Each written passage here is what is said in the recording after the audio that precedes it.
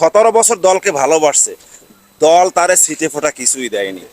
আসসালামু আলাইকুম প্রিয় দর্শক, আজকে জীবনের গল্পতে হাজির করেছি আমার ডান পাশে হলুদ গেঞ্জিওয়ালা টুপি মাথায়, ওনার নাম হচ্ছে দুলাল ভাই। জীবনের গল্পটা একটু ভিন্ন রকম। এই জীবনের গল্পর ভিতরে অনেক কথা আসবে, যে কথাগুলি আপনারা আসলে রাজনৈতিকভাবে এবং অন্যান্যভাবে নেবেন না।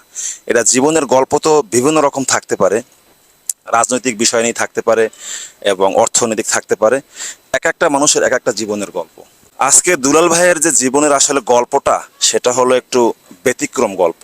সেটা হলো দুলাল ভাইয়ের 3 মেয়ে, একটা ছেলে। মোটামুটিভাবে ছেলেটাকে মানুষ করেছে, আসলে চাকরি বাদা হয় নাই এবং হাফিজে শেষ করছে। আর তার জীবনে অনেক আসলে ব্যবসা করছে, বাণিজ্য করছে, কোনো কিছুতেই আসলে সে ওই রকমভাবে ডেভেলপ হতে পারেনি।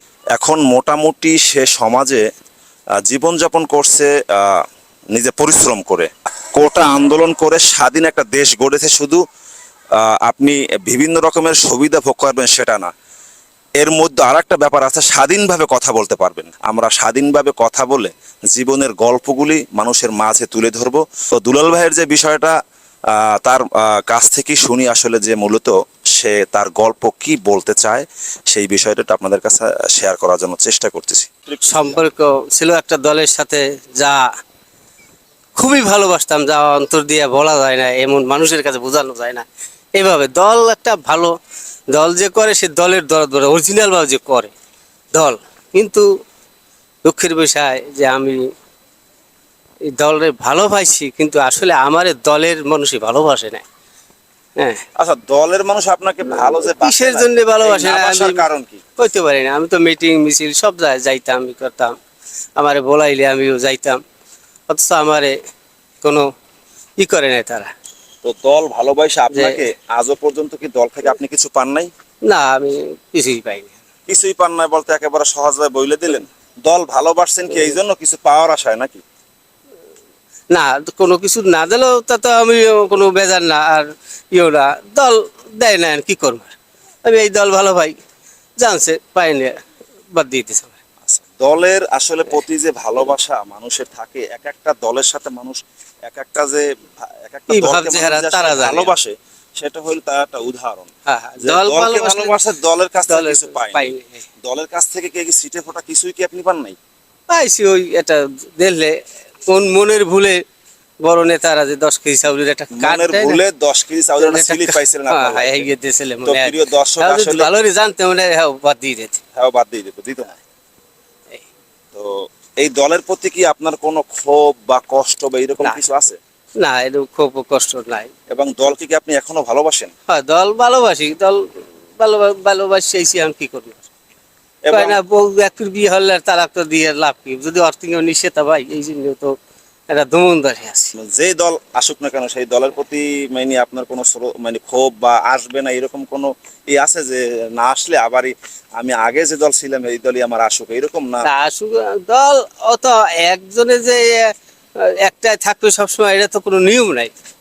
চেঞ্জ চেঞ্জ হবেই, ওটা রাত এখন সারাদিন দিন, আবার রাত হবেই, আবার দিন আসবে, তো প্রিয় এভাবে দর্শক, চলবে। আমি আসলে দুলাল ভাইয়ের এটা যে দুনিয়ার গল্পটা, খেলা, আল্লাহর খেলা। আল্লাহর খেলা, এটা মানুষের খেলা তো না, এটা মহান আল্লাহর খেলা। মহান আল্লাহ যা করবে যে সময়, ওটা সবাই মানতে হবে।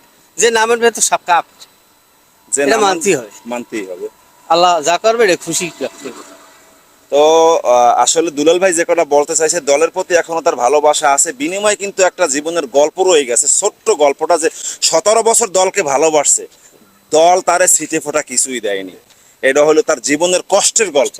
এটা যদি কোনো লোক বা যারা রাজনীতি করেন, এটা যদি যারা উপলব্ধি করেন, আসলে আপনি বোঝেন যে তারাটা মনের মধ্যে কতটা কষ্ট। আসলে এই ভিডিওটা কোনো রাজনৈতিক ভিডিও না, এই ভিডিওটা কোনো প্রতিহিংসার ভিডিও না। তো ওনার গল্পটা উঠে আসছে রাজনৈতিক বিষয় নিয়ে, যে রাজনীতিকে উনি ভালোবাসতেন, একটা দলকে পছন্দ করতেন, কিন্তু দল ওনাকে কিছুই দেয় নাই। এইটাই হলো ওনার জীবনের গল্প। ক্ষমতা যারা আছেন এবং আসবেন, এই মানুষটার প্রতি একটু সবাই খেয়াল রাখবেন। পরবর্তী সময় এই কথা যেন বাংলাদেশের ইতিহাসে যেন না বলতে পারে যে দীর্ঘ এত বছর পর আমি কিছুই পাইনি। যে দলই ক্ষমতা আসুক না কেন, অবশ্যই তারা ওই রকম সুন্দর দৃষ্টিতে তারা দেখবেন। এবং এই লোকের প্রতি আমার শ্রদ্ধা আসে এই জন্যই যে দৃঢ় বিশ্বাস যে উনি দলকে ভালোবাসে, এখনো ভালোবাসে। এটা কি বলে দল, যারা ব্যান বিএল দল চেঞ্জ করে, এই এখন এক দল একটু পর আর এক দল, ওই মানুষগুলিকে আমি ঘৃণা করি। দল যেটা করবেন দল- সেটাই সে দল তো আমার বিজয় লাভ কিছু- করুক বা না করুক দলের সাথেই থাকবেন। দল কিন্তু তো চেহারাতে আমার চেঞ্জ বেইমানি করবেন করে, মানুষে গিরগিটির বেইমানি মতো, করতে পারে। এটা পছন্দ না। শান্ত শিষ্টভাবে যারা দল করছে তাদের কিন্তু জীবনে কোনো ক্ষতিও হয়নি এবং ক্ষতি হয়নি। অন্য অন্য দলের মানুষও তাদেরকে শ্রদ্ধা জানায়। শ্রদ্ধা। দুলাল ভাইয়ের জীবনের গল্পটা আমরা আসলে শেষ করে দিলাম। পরবর্তীতে অন্য কারো গল্প নিয়ে এই পেজে আসবো। ততক্ষণ ভালো থাকবেন, সুস্থ থাকবেন। আল্লাহ হাফেজ।